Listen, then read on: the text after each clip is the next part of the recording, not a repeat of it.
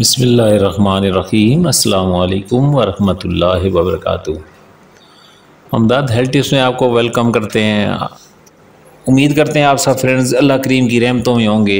आज की इस नई वीडियो में हम आपको लीची से मुतल्लिक़ मालूमात फराहम करने जा रहे हैं।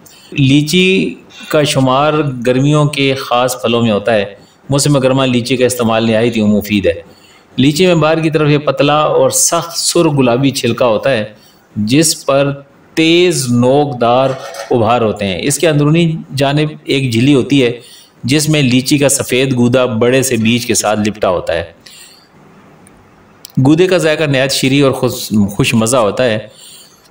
ये फल नहायत हसास और पेट से उतरकर बहुत जल्द ख़राब हो जाने वाला होता है। लीची का मिजाज सर्द और तर दर्जा दोम है। लीची मगरबी बंगाल के अलावा पाकिस्तान में सिंध के बाज़ इलाकों में भी काश्त की जाती है।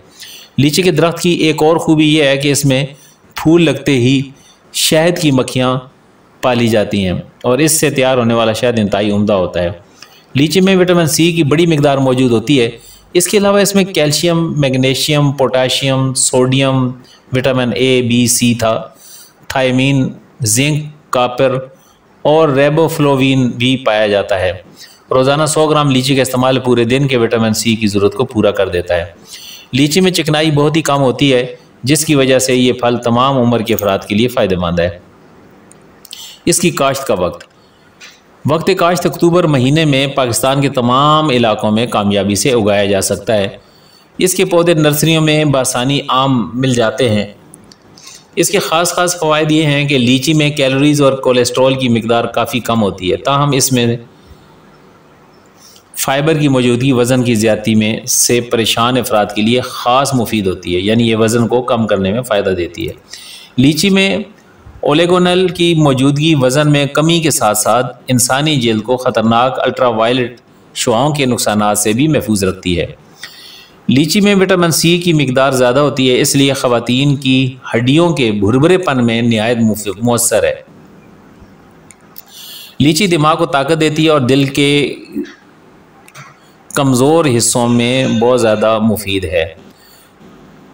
लीची दिमाग को ताकत देती है और दिल की कमज़ोरी में बहुत ज़्यादा मुफीद है। लीची प्यास बुझाती और जिगर के बेशतर अमराज खुसूसन जिगर बढ़ने में नहायत फ़ायदेमंद है।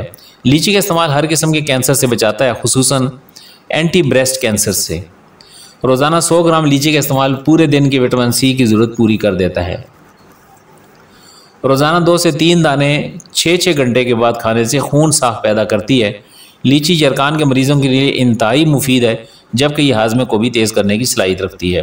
लीची का इस्तेमाल हाथ पाँव की जलन में मुफीद है। लीची का इस्तेमाल जिस्म में खून की रवानी को बेहतर बनाता है। ताज़ा लीची जल्द बेहतर बनाती है और जिस्म को ताकत बख्शती है।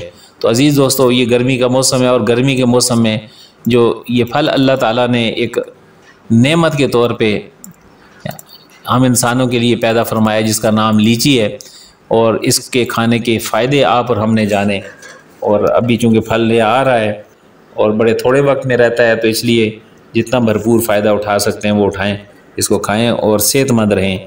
ख़ास तौर पर वो ख़वातीन जिनकी हड्डियाँ भुरभुरेपन का शिकार हैं वो लीची का इस्तेमाल करें, तो इंशाअल्लाह ताला। मर्दों में भी इसको फ़ायदा है कि भुरभुरेपन की कोई भी बीमारी, हड्डियों के भुरभुरेपन का इलाज लीची से बहुत आसानी के साथ मुमकिन है।